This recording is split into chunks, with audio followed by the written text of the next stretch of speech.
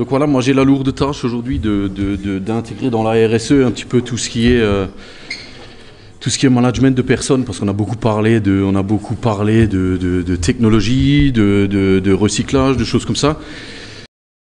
Et voilà, c'est ce qu'on va faire. On m'a demandé un petit peu plus de management. Alors je voudrais juste, avant de commencer la présentation, juste revenir par rapport à l'histoire des lunettes. Moi j'ai commencé comme technicien SAV en 2007. En 2012, je suis devenu coordinateur SAV et avec nos contrats de maintenance, on offrait aux clients justement ces lunettes. Et on s'est vite rendu compte qu'en fin de compte, au lieu d'avoir une paire de lunettes, il en aurait fallu 10. Parce que soit je l'ai perdu, soit je l'ai donné à un collègue, soit je l'ai oublié au bureau, soit ci, soit ça. Et au final, on s'est rendu compte que chacun avait le smartphone dans la poche, et puis soit il prenait une photo, soit il filmait en même temps, donc on n'avait même plus besoin de guider par rapport avec les lunettes, quoi. Et en plus, comme il a dit, c'est même pas un EPI, donc il y a beaucoup d'entreprises où il faut porter des surlunettes encore par-dessus, et du coup ça devient vite... c'est juste pour rebondir, juste deux secondes. Donc ouais,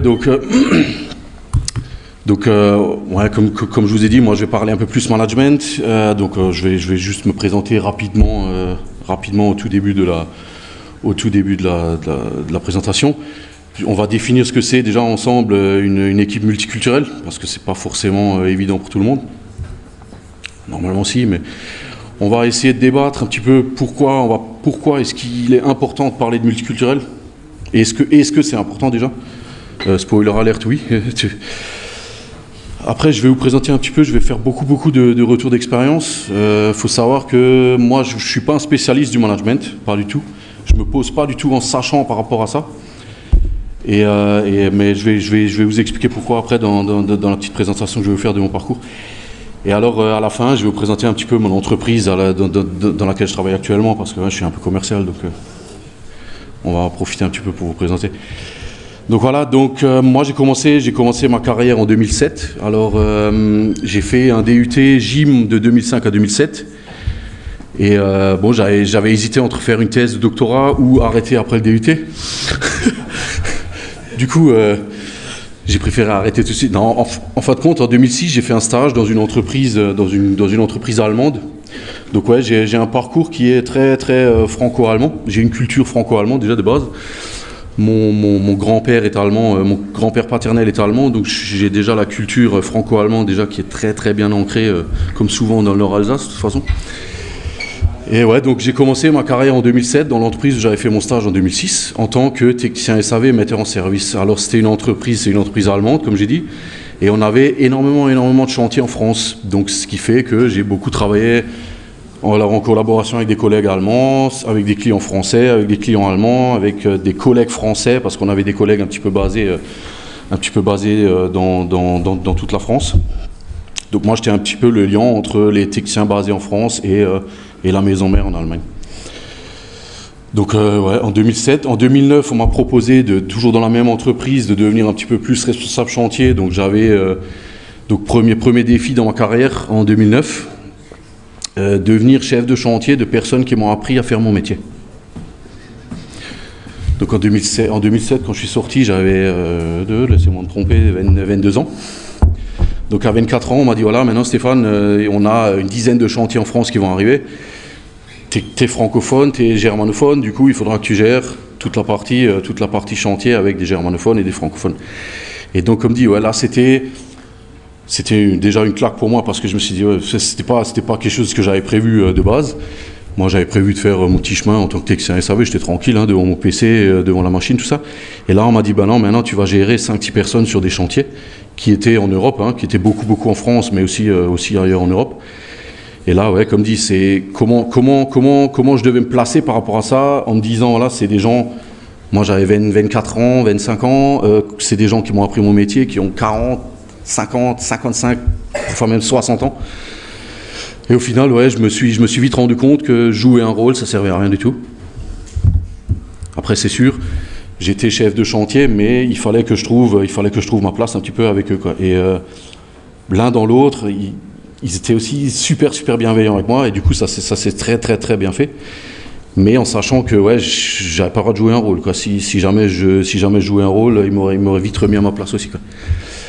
Après ça, en 2009 jusqu'à 2012, on a eu énormément de chantiers en France. Et donc ça, après, il a fallu faire du support sur tous ces clients-là. Donc moi, on m'a proposé de devenir coordinateur SAV, donc toujours encore dans la même entreprise, donc c'est ce que je disais avant. Et là, j'ai eu beaucoup à faire aussi à nos sous-traitants. Alors on avait des sous-traitants en Croatie, en Slovénie, en Pologne. J'ai beaucoup eu à faire à ces sous-traitants-là parce que justement j'étais support. Donc j'étais support aux clients mais aussi aux techniciens. Et donc pendant les mises en service aussi, je devais faire le support. Et donc là, encore une fois aussi, je suis arrivé dans un bureau où clairement j'étais le plus jeune. Hein. Et donc là, forcément, encore une fois, Stéphane, si tu joues un rôle là, ça risque de pas passer, quoi. Et du coup ouais, naturellement, j'ai essayé de m'intégrer petit à petit dans l'équipe SAV. Ça a bien marché. Alors, il faut savoir, en 2012 encore, donc à partir de 2007, j'avais un responsable SAV. Comment je peux expliquer ça sans... Il avait rien pour lui. Il avait rien pour lui parce que c'était pas un bon manager, c'était pas un bon technicien.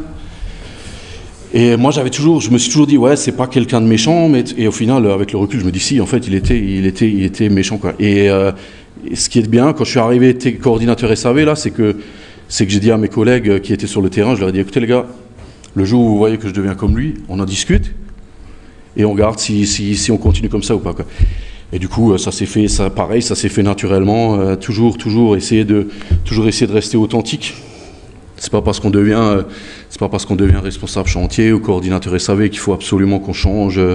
Je sais que je vais faire sauter beaucoup d'experts en management, mais c'est pas pour ça qu'il faut changer d'attitude ou qu'il faut mettre un masque ou qu'il faut changer de philosophie, quoi. Donc en 2015, très gros projet en France, à peu près 22 millions d'euros, près de Lyon. Et donc on m'a dit, voilà Stéphane, ça serait bien que tu gères ce projet-là.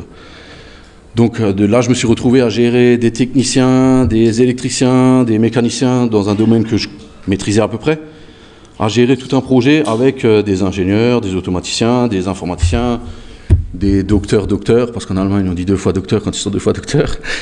Et du coup, j'avais tout ce projet-là à gérer avec tous ces gens-là. Et là, encore une fois, pareil, changer d'attitude un petit peu, c'était pas naturel. On verra, je vous expliquerai un peu plus tard comment j'ai réussi à me dépatouiller un petit peu avec ça. Il faut savoir que là, jusqu'en 2015, de 2007 à 2015, les seules formations en management que j'ai eues, c'était je ne sais plus combien d'heures de cours on avait par an en management en DUT, une dizaine. Donc j'ai eu 20 heures de cours de management à l'IUT et ça s'arrêtait là.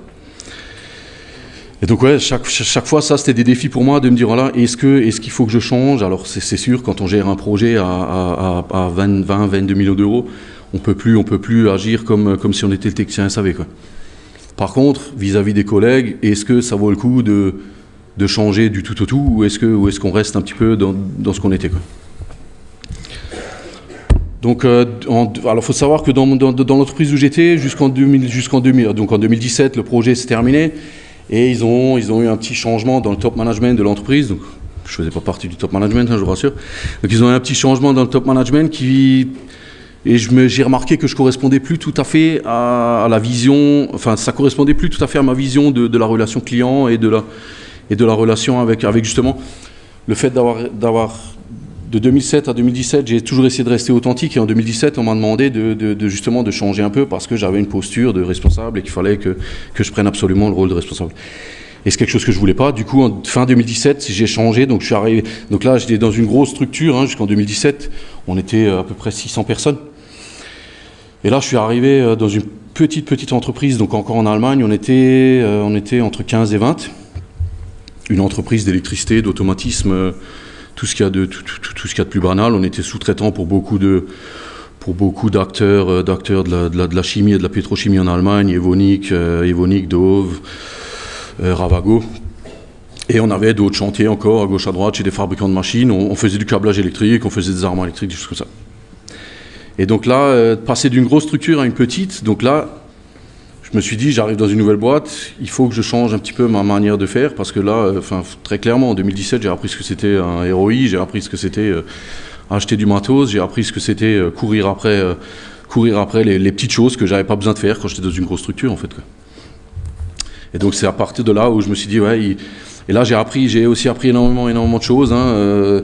on était, comme dit, quand je suis arrivé, on était une quinzaine de personnes, on faisait entre 1,5 million et 2 millions de chiffre d'affaires. Quand je suis parti en 2022, on est arrivé à une quarantaine de personnes, donc je gérais 40 personnes sur chantier, et on était à 8 millions de chiffre d'affaires à peu près. Donc c'était une petite structure en Allemagne, on a toujours, pareil, hein, des sous-traitants croates, beaucoup de chantiers en France, beaucoup de chantiers en Allemagne, à l'international aussi. Et donc voilà, donc arrivé 2022, fin 2022, on m'a proposé un poste de gestion clientèle, de commercial, hein, et pour une entreprise suisse, donc là où je suis actuellement chez FR. Et c'était pour moi une opportunité que je pouvais difficilement refuser, plus financièrement qu'à cause des valeurs, hein, ça c'est. Mais on parlera aussi encore des valeurs après. Voilà, donc en 2022, donc depuis 2022, je fais beaucoup moins de management. Par contre, c'est de la gestion client, quoi. Donc ça se rapproche aussi un petit peu de mon approche que j'ai du management, quoi. Donc voilà, pour rentrer dans le sujet, équipe multiculturelle. Donc moi, j'ai connu que ça dans mon expérience professionnelle. J'étais, comme dit, dans des entreprises allemandes. J'ai travaillé avec des Français, des Allemands, des Croates, des Slovènes, beaucoup des Polonais. Et donc voilà, j'ai eu toujours des équipes multiculturelles. Donc à savoir, une équipe multiculturelle, c'est une équipe de personnes provenant de différentes cultures, origines géographiques, langue maternelle, religion, etc. Et c'est le etc. en fait, mais dans tous les dictionnaires, il y a écrit etc. Et en fait, c'est le etc. qui pose le plus de soucis, quoi. Parce qu'on va vite se rendre compte que quand on parle, pourquoi on va essayer de parler de multiculturel, pourquoi on m'a demandé de parler de multiculturel, alors qu'on sait qu'il y a seulement 3% des entreprises en France qui sont multinationales. Donc, au final, la présentation d'aujourd'hui, j'ai même pas besoin de la faire, puisque de toute façon, si ça représente 3%, à la limite, maintenant au final, ces 3%, c'est 40% des salariés français, quoi. Donc juste pour revenir un petit peu sur le tableau, on voit tout en bas, c'est le nombre d'entreprises, donc c'est en pourcentage, hein, donc on voit le nombre d'entreprises. Donc il y a plus de 97% d'entreprises qui ne sont pas multinationales, donc il y a à peu près 3% qui le sont. Par contre, on voit au niveau du nombre d'employés, au nombre à l'investissement, la valeur ajoutée. Donc je pense que ça vaut le coup un petit peu qu'on parle de multiculturel. Pourquoi parler de multiculturel ? Encore un deuxième argument. Il y a plus de 280 millions de personnes dans le monde qui vivent en dehors de leur pays de naissance. Donc de naissance, pas d'origine, pas de truc, de naissance. Ça veut dire il y a 280 millions de personnes que vous allez rencontrer qui ne sont pas nées, dans leur pays, quoi. Donc vous allez rencontrer un certain nombre en France aussi, quoi. Ou en Allemagne ou ailleurs dans le monde, quoi. Donc après ça c'est des sources, hein, ça vient pas de moi, hein, c'est sur le slide d'avant je l'ai aussi marqué. Donc là c'est les Nations Unies, c'est une source de 2020, donc je pense que ça n'a pas réduit depuis. Et un sujet qui me tient à cœur aussi, la culture est plus vaste que simplement la culture d'un pays. J'ai travaillé avec... alors, une des premières interventions SAV que j'ai fait, c'était en Vendée. Je ne sais pas s'il y a l'UT de Cholet qui regarde. J'étais en Vendée, aux Herbiers, donc pas loin du Puy du Fou. Et il y a le responsable maintenance, le samedi matin, il me dit « Stéphane, c'est tantôt, quand tu débauches, tu barres la porte. » Et puis je tire.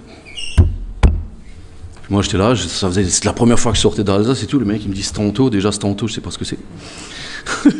Quand tu débauches, je sais pas ce que c'est non plus, et tu barres la porte, je sais pas ce que c'est non plus. Alors on peut m'expliquer, hein, ouais c'est un Français, donc là même culture. Clairement on n'avait pas la même culture, quoi, parce que sinon j'aurais compris qu'il voulait me dire que cet après-midi, quand j'ai terminé de travailler, il faut que je ferme la porte à clé, quoi. Ça je l'ai su après. Donc après il y a encore il y a aussi quelque chose, hein, c'est pourquoi les vieux ils disent que les jeunes ils sont chiants et pourquoi les jeunes ils disent que les vieux ils sont cons. Si c'est pas une différence de culture, je sais pas ce que c'est, quoi. C'est de l'intergénérationnel, mais l'intergénérationnel c'est clairement aussi une différence de culture, quoi. L'origine sociale, clairement, même si on voudrait pas, même si parfois, voilà, que moi je viens du nord de l'Alsace, d'un petit village de 5000 habitants, j'ai pas la même culture que quelqu'un qui va venir de Strasbourg, malgré qu'on soit à 50-60 km, quoi. Ça c'est, qu'on le veuille ou non, c'est comme ça, hein. Ou d'un mec de Paris qui peut sortir le soir à 23h30 ou à minuit 40 pour bouffer un truc, que moi, à partir de 18h, le village il est mort, hein. Le vécu. Donc clairement, moi, mon vécu, il m'a apporté ma culture à moi. Je suis pas spécialiste, comme j'ai dit, je suis pas spécialiste de management, de rien du tout. Je suis spécialiste de mes situations, moi. Ça, je mets aussi un grand accent là-dessus. Je vais présenter plein de choses sur le multiculturel, ce truc. Il n'y a pas de vrai, il n'y a pas de. C'est pas un algorithme, hein, c'est pas comme l'IA. Chaque personne est différente, chaque personne a autre chose, quoi. Donc il y a les croyances, hein, voilà, on n'a pas besoin de s'étendre trop sur les croyances. Voilà, chacun a d'autres croyances, chacun a des. Et ce que je disais avant, l'identité régionale. Hein. Alors si on veut m'expliquer qu'en Alsace on aime bien les Lorrains.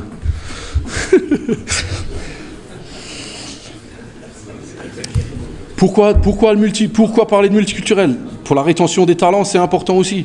Donc on en a discuté avant, même si je ne suis pas tout à fait d'accord que c'est la plus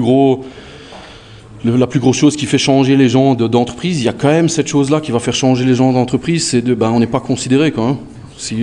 Et si je ne suis pas considéré, est-ce que c'est un problème culturel? Est-ce que c'est un problème autre? À mon avis, c'est un problème culturel. Et il y a ce grand phénomène qui a touché le monde, qui est encore peut-être en train, qui s'appelle la grande démission. Je pense, à mon avis, que c'est aussi dû à des problèmes culturels, quoi. Entre générations, entre hommes et femmes, entre plein de choses. Pourquoi parler de multiculturel? C'est ce que j'ai dit avant, hein. Moi j'ai travaillé avec des sous-traitants croates, polonais, slovènes, pardon. J'ai jamais me foutu les pieds dans ces pays-là, par pour aller en vacances, quoi. Donc à un moment donné, il a quand même fallu que je comprenne leur manière de penser, qu'ils comprennent la mienne, et on a quand même dû se comprendre. Et du coup, c'est pour ça qu'on va dire, là, on va essayer de parler de multiculturel, parce qu'on est très mondialisé, hyper connecté. Et il y a une chose qui vient se greffer là-dessus, c'est 85, c'est entre 80 et 85, je crois que c'est pas tout à fait 85 d'après France Travail. Après, c'est c'est l'intérêt qu'on porte aux sources de France Travail. Après, on peut en discuter. 85% des métiers de 2030, ils n'existent pas encore aujourd'hui. Donc j'aime bien la petite photo avec le robot là, et puis le vieux et le jeune qui regardent, parce que déjà le vieux et le jeune, c'est pas les mêmes. Et puis en plus, il y a un robot qui vient se greffer au milieu, et puis ils sont tous les trois en train d'attendre pour faire leur entretien d'embauche, quoi. C'était juste un petit clin d'œil comme ça à l'IA et tout ça. Donc sachant tout ça, on va parler de management interculturel. Donc l'interculturel, définition du management interculturel, discipline dont l'objectif est d'améliorer la communication entre les personnes de cultures différentes. Il est utilisé pour améliorer les relations entre collaborateurs d'une équipe. Donc là, on va parler d'intelligence intraculturelle. Donc c'est à vous de vous renseigner sur, voilà, quelle personne j'ai dans mon équipe. Est-ce que c'est quelqu'un d'origine française? Est-ce que c'est quelqu'un d'une autre origine? Mais ça n'a rien à voir avec un a priori ou quoi que ce soit. C'est vraiment pour comprendre la culture. Après, c'est ce que j'ai dit, c'est pas une science exacte. La culture, on représente souvent comme un oignon. Et on dit souvent, voilà, il y a la culture, il y a ce qui définit un individu, il y a l'entreprise, le pays, l'ethnie, la langue, la génération, le métier, la région, la religion, l'éducation, le sexe. Et ça va définir l'individu. Et c'est à vous, manager, d'essayer d'arriver jusqu'à l'individu. Il n'y a personne qui va rentrer dans un bureau de manager et qui va dire, ouais, écoute, faut qu'on discute, il va rentrer dans le bureau, il va dire, je suis pas considéré, t'as pas fait attention, t'as ci, ça. Il va pas commencer à vouloir vous expliquer que, qu'il a vécu dans ce pays-là, c'est pour ça qu'il est comme ça. Ça, c'est à vous de le découvrir, c'est difficile, mais ça fait partie du travail d'un manager. Surtout quand on a une équipe comme ça, qui vient de plein d'horizons. C'est ce que je disais avant, c'est déjà, on a déjà en France, on a déjà une identité régionale forte. Des Croates, des Allemands, des Slovènes. C'est à vous de trouver le mix dans les équipes. Sinon, il ne fallait pas faire de management.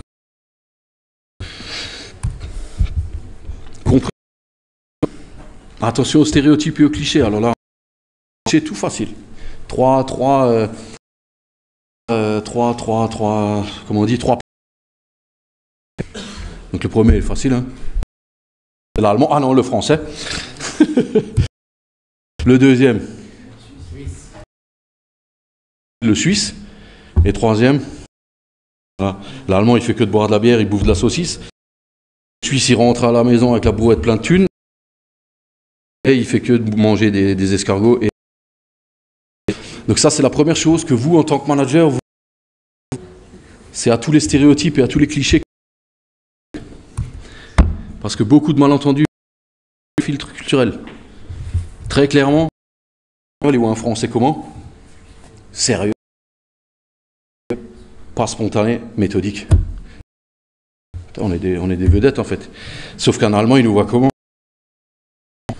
Extraverti, spontané et impulsif, pour pas dire gréviste, et très détendu, c'est pour pas. Et c'est à partir de ce moment-là où vous voyez aussi l'espagnol avec votre prisme, vous voyez aussi l'allemand avec votre prisme, vous voyez aussi le suisse avec votre prisme. Et ça, à le mettre de côté, à dire voilà, moi je suis manager de gens, déjà, parce que c'est des gens qui sont là à un moment donné parce que soit il est électricien, soit il est mécanicien, soit il est informaticien, parce qu'il est espagnol ou français ou allemand ou turc. On peut encore citer tous les pays du monde si on veut. Il est là pour bosser, pour vous, avec vous.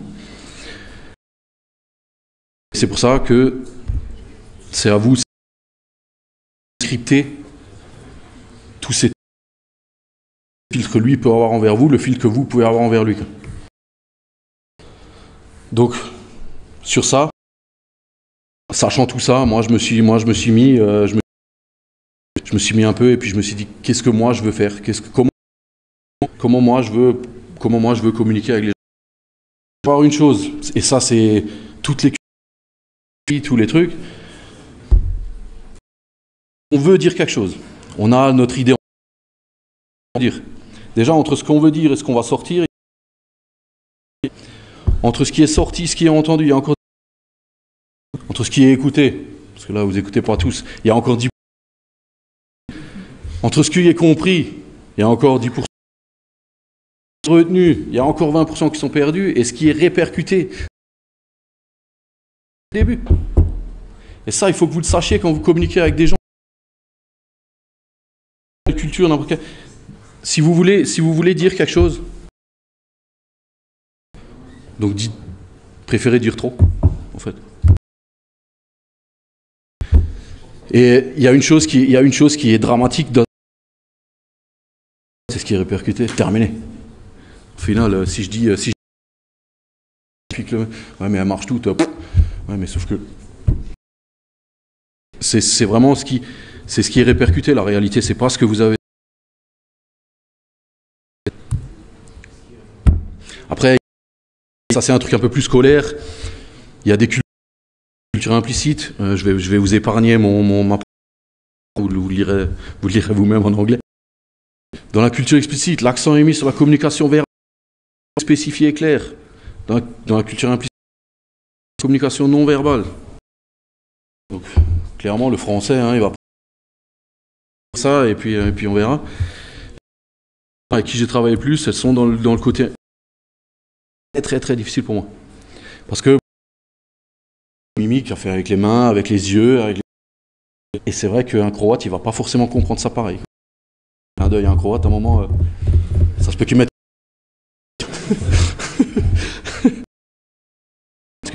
Mais ouais, ça se peut qu'un Croate il mette une. Écoute, arrête de me faire des clins d'œil. Donc faites attention à ça aussi. Et c'est comme dit, il suffit de se renseigner un peu à gauche, à droite, sur Internet. Un truc, c'est hyper facile. Et en fait,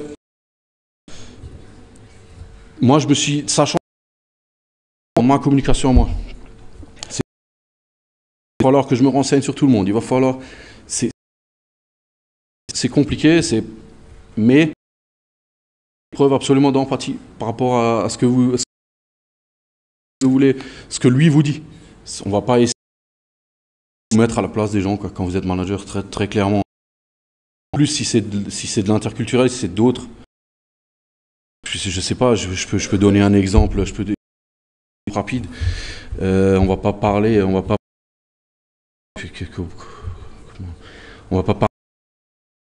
quand on va parler de la Deuxième Guerre mondiale, quoi. Surtout, et un Alsacien avec un. C'est bête, c'est con, mais c'est pas un ressentiment là-dedans, il n'y a aucun racisme là-dedans, il n'y a rien du tout. C'est normal, c'est une différente culture qui discutent ensemble, quoi. L'authenticité. Après, ça, je sais que quand je parle de bondir parce qu'ils disent ouais, mais tu te rends compte. dire que tu sais pas ou dire que... À quel moment on sait tout sur tout, quoi. Enfin, moi, ça m'est jamais arrivé, perso. Après, moi, je suis peut-être aussi plus con que la moyenne. Ça m'est jamais arrivé de tout savoir, en fait, surtout. Et j'ai gêné de le dire à mes équipes, quoi. Je dis, on va regarder ensemble, on va essayer de faire du mieux. Et ça veut aussi dire parfois de dire, ouais, mais t'avais la bonne idée, en fait. T'avais la bonne, quoi. Après, comme dit, c'est pas des règles universelles, c'est rien du tout. Je sais que 80% des managers formés, ils sautent quand je dis l'authenticité. Écoute active, ça c'est important aussi. Il faut que les gens, partie aussi, c'est, il y a quelqu'un, vous demandez ça va,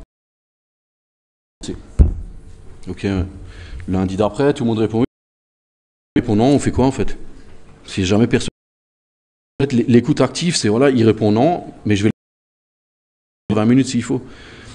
Je vais prendre un exemple tout bête, hein, de dire voilà, projet, hein, j'avais un chantier et le metteur en service, il devait y aller le samedi matin, le lundi matin à 8h.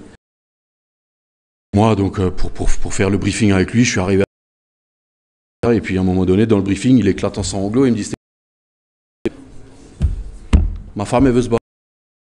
Et puis tu dis ouais. Et donc là, il y a tout qui rentre dedans, il y a l'empathie. Et là, si je lui dis non, écoute, faut que tu partes, ben bon, on aurait pu dire voilà, distant, machin. Je dis bah non, écoute, il y a le chantier, c'est plus important. Moi, j'ai fait le choix.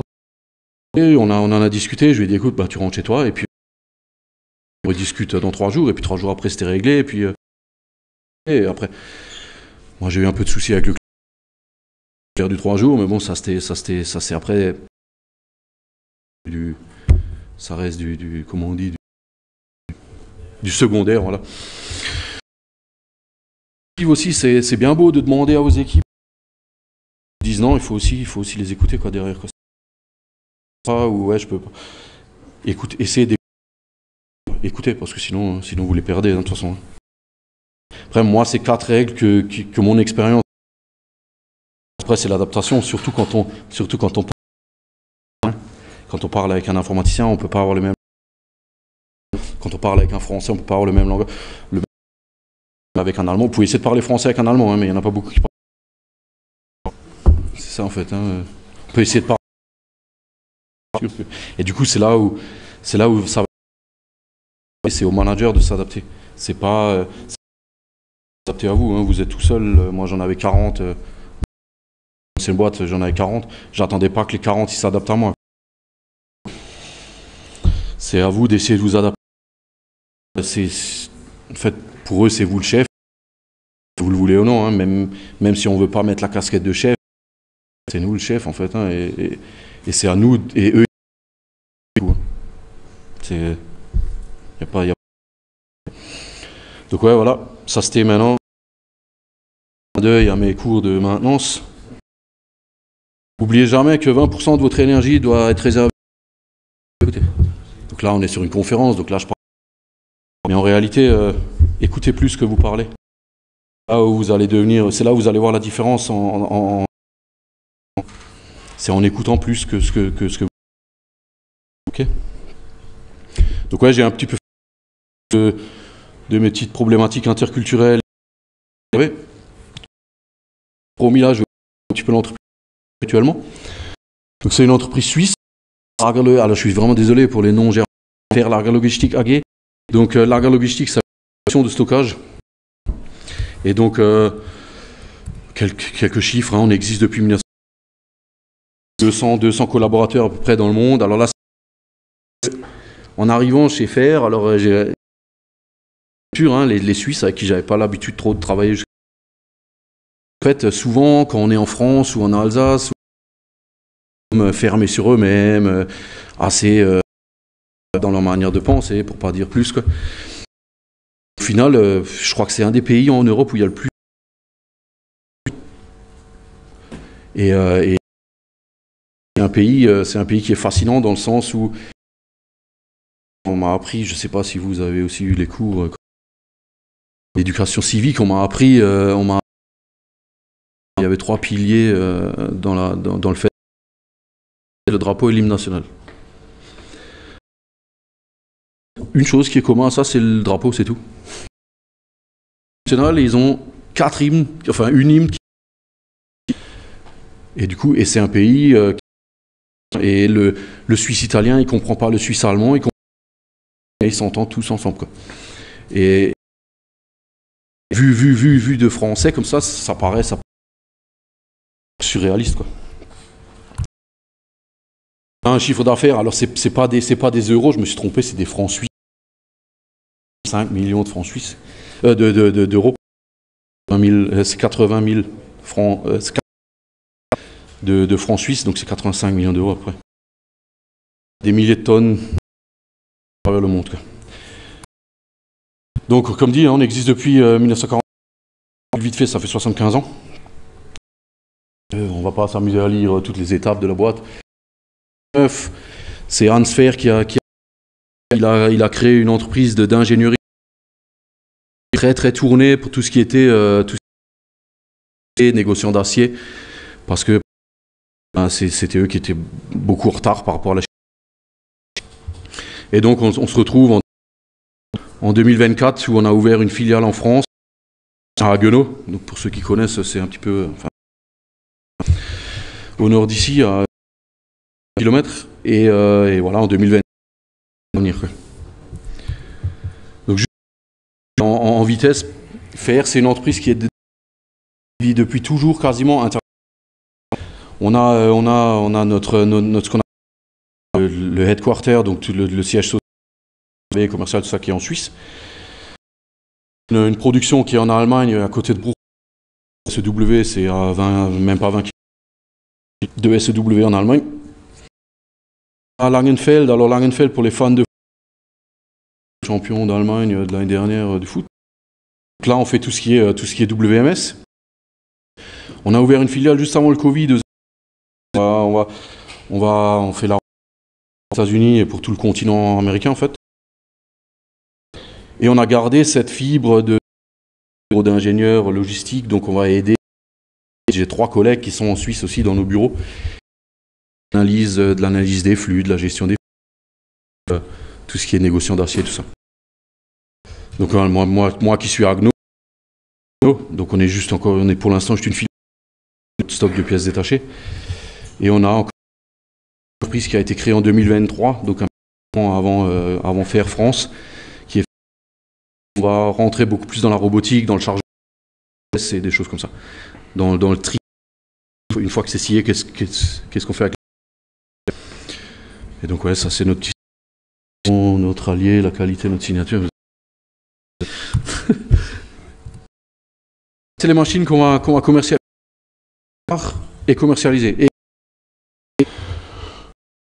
produit phare, on a notre produit phare qui est là, qui est un magasin, ce qu'on appelle un magasin, avec un transcœur qui va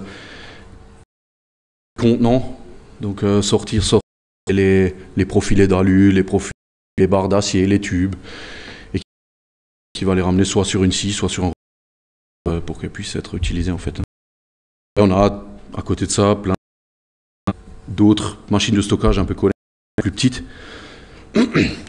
pour compléter la gamme. Donc ce que je disais, pas mal de solutions aussi, software, donc WMS, en temps réel, des flux, des choses comme ça, et aussi la robotique. Je veux pas m'étendre dans faire, quoi.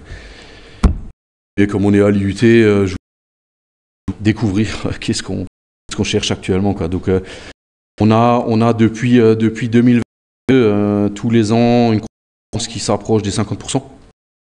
Il faut savoir qu'en 2000, là on est 200, en 2015 je crois. Donc là on est 200 plus tous les sous et tout ça, et on est toujours de plein de profils, techniciens SAV, dessinateurs, BE, que ce soit ELEC, MECA, de production, donc ça c'est à côté de. On a au service de gens aussi, quoi. On a aussi des itinérants difficiles. Et ouais. Je suis allé plus vite que.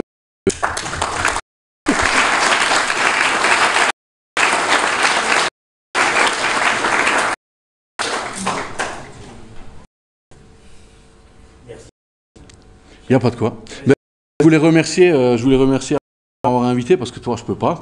Tu m'as invité. Non. Donc, je remercie Ayoub de m'avoir invité. Merci. Je dis président parce qu'il était amical. En 2006. Donc, les études, parce que pour avoir apporté un peu ça interne, hein, puisque vous avez management interculturel. Question, alors, je te connais, mais quelle stratégie pour dans l'équipe multiculturelle se passe bien? Mais qui communiquent tous entre eux. Officiel ou la vraie? Alors officiel, points réguliers qui sont faits avec les équipes et où on échange sur les problématiques qu'on a vues sur les chantiers, sur les trucs. Officieusement, on va au resto et on boit une bière. Hein. Et ben voilà. C'est con, hein, mais... Non, pas du tout. Ça fait partie de la communication. Mais c'est des réunions, c'est des réunions hebdomadaires qu'on fait, un truc. Voilà. Mais elles sont toujours le vendredi soir. Hein, non, mais après, je suis quelqu'un d'authentique dans mon management, dans ma communication aussi, quoi. Hein. Non, mais je dis ça parce que à l'époque, quand j'étais chef de département, on me tapait un peu sur les doigts à la direction parce que nous, on faisait des sorties comme ça. Voilà, on a même fait des karaokés, hein, célèbres. Et j'ai toujours dit que c'était super important pour la communication interne. Il y a des choses que vous allez pouvoir avoir comme information autour d'une bière ou dans un apéro, ou un café, que vous n'aurez jamais autrement. Donc il y a des choses, il faut... C'est un échange. Donc vous donnez, on vous donnera en retour. Hein. Mais après, comme dit, moi j'ai toujours mis l'accent un petit peu sur mon côté authentique. Après, ça plaît oui. pas. Après, je sais que si j'interviens auprès de managers et que je leur dis qu'il faut être authentique, tout ça, il y en a énormément qui sont réticents parce qu'ils me disent ouais, mais tu te rends compte, il faut faire la part des choses entre, il faut laisser les problèmes à la maison. Moi, mais sauf que moi, je sais pas faire ça. Hein. Moi, je sais pas faire et j'attends pas de mes équipes qui le fassent aussi, quoi. Hein. Je veux dire, à un moment. C'est ceux qui savent le faire, hein, moi je les admire, hein, parce que je me dis, ouais, punaise, le mec, il a 100 000 problèmes à la maison, il les laisse à la maison, il a 200 000 problèmes au travail, il les laisse au travail. Moi, j'arrive pas à faire ça, en fait. Et j'ai décidé de plus essayer de le faire. Au début, j'ai essayé un petit peu, et j'ai décidé de plus essayer de le faire, et de me dire, voilà, c'est soit les gens avec qui je travaille, je suis honnête avec eux, et je leur dis, voilà, aujourd'hui, ça va pas, parce que ma gamine, elle est malade, parce que ci, parce que ça, et j'accepte aussi qu'ils me le disent. Ou je le fais pas, mais après, voilà, c'est une autre manière de voir les choses. Et comme dit, il n'y a pas de règle universelle qui va marcher avec tout le monde, quoi, hein. J'ai dirigé plein de gens et il n'y a pas tout qui marche. Et après, il y a une chose qui est sûre, c'est qu'en étant comme ça avec les gens, s'il y a un jour quelque chose qui ne marche pas, on essaie de le régler, quoi. On ne va pas essayer de chercher pourquoi ça ne marche pas, quoi. On va essayer de le régler et puis voilà, et on essaiera de voir pourquoi après. Tu te souviens, dans un autre temps, quand j'étais ton prof, qu'est-ce que je disais? Vos premiers outils, ce sont les opérateurs. Non, déjà, tu disais, Stéphane, arrête de dormir, premier truc. Non, ça, j'ai jamais dit. Non, okay. Non, je crois pas. Non, je faisais plus attention à toi. Donc, je disais, vos premiers outils, ce sont les opérateurs. Eux, ils savent. Un bruit change, ils sont capables de vous dire, ah, il y a un truc qui n'est pas comme d'habitude. C'est facile. Pour ceux qui ont des voitures, vous connaissez le cas, vous êtes dans votre voiture, il y a un bruit nouveau. Vous êtes capable de dire, il y a un bruit, je ne sais pas ce que c'est, mais il y a un truc qui n'est pas comme d'habitude. Donc là, c'est pareil. Sauf que si c'est juste pour aller demander de l'info, ça ne marche pas non plus. Donc il faut dire, même s'il y a besoin de rien, bonjour, ça va aujourd'hui? Exactement ce qu'il a dit. Et s'il y en a un qui vous dit, non, j'ai très mal dormi, ma fille avait de la fièvre, bah, le lendemain, vous allez le voir, vous lui dites, alors, ça va mieux? C'est rien de compliqué. Sauf que le jour où vous en avez besoin, bah, il sera présent parce qu'il sait que vous êtes un peu plus humain et pas juste un manager. Bon, on va pas dire plus. Ouais, comme dit, chacun voit le monde du travail comme il peut ou comme il veut. Après, moi, on passe plus de temps au boulot qu'à la maison, quoi. Surtout moi, j'ai dirigé des gens qui étaient beaucoup en déplacement. J'ai dirigé des gens qui étaient, quand j'étais coordinateur SAV, je dirigeais des gens qui étaient partout dans le monde, en fait, quoi, qui étaient basés partout, quoi. Enfin, et tu peux pas juste l'appeler, lui dire ouais, tu vas là et là, et puis pas t'intéresser à ce qu'il fait. Ça marche pas. De toute façon, ça marche pas. Il vous suivra pas. Encore si c'est dans une usine, peut-être il va essayer de vous suivre ou quoi. Mais quand c'est comme ça en déplacement et tout, à un moment, il va dire ouais, tu sais quoi, pourquoi j'irai à Singapour là pour lui qui fait chier, quoi. C'est simple. Des questions? Alors, c'est ce que je disais aussi aux étudiants. Très souvent, n'hésitez pas à poser la question. Si vous ne savez pas, vous dites « je ne sais pas ». Alors, forcément, vous avez eu dans vos expériences un enseignant qui vous a envoyé devant au tableau et qui vous a découpé en morceaux. Et donc, vous dites ça, plus jamais. Donc, du coup, il n'y a jamais de questions. Quand arrive le moment des questions, c'est là où il y a des choses super importantes dans les trousses, pour ceux qui en ont encore, où on doit refaire ses lacets, en se disant, pourvu que son regard ne croise pas le mien. Non, déprogrammez-vous. Vous n'avez pas compris? Je n'ai pas compris. Et alors, on va se foutre de votre gueule? Qu'est-ce que ça peut faire? Donc, n'hésitez pas. Vous avez une question, posez la question quelle qu'elle soit. Il a parlé de technicien itinérant. Donc, c'est vrai, technicien itinérant, ça paye bien, mais il faut le savoir, on ne le fait pas quand on a 40 ans. Hein. Technicien itinérant, ça veut dire que vous dormez plus à l'hôtel que chez vous. Hein. Donc, c'est sûr que c'est un petit peu difficile d'avoir une vie de famille. Donc, c'est des choses qu'on peut faire là, dès que vous sortez. Vous pouvez être technicien itinérant. On a des anciens qui ont été techniciens itinérants en Afrique, en Inde. Je peux vous dire que ça gagnait bien, hein. Très très bien même. Bah, moi j'ai de la chance, j'étais en Europe, donc c'est. Mais ouais, enfin. Il y a aussi des endroits où il n'y a pas de réseau, il y a aussi des endroits où il n'y a pas. Et du coup, il faut parfois une épaule, il faut parfois un coup de main de quelqu'un. Et là, si. Un ancien étudiant me disait, quand il était technicien itinérant en Angola, quand il sortait de son hôtel pour aller au resto, il y avait un militaire avec une Kalachnikov qui le suivait. Parce que c'est des problèmes de sécurité, c'est un blanc, bon. Donc, ça veut dire que ça, c'est des choses que vous pouvez faire au début. Et si vous avez des questions, profitez-en, hein, il est à votre disposition. En tout cas, merci beaucoup pour ton retour d'expérience, Président. C'était un petit peu court. Et puis, donc, on se donne rendez-vous. Là, vous allez avoir le temps de boire votre café, hein, puisqu'on reprend à 45 et je crois qu'on peut l'applaudir. Très fort.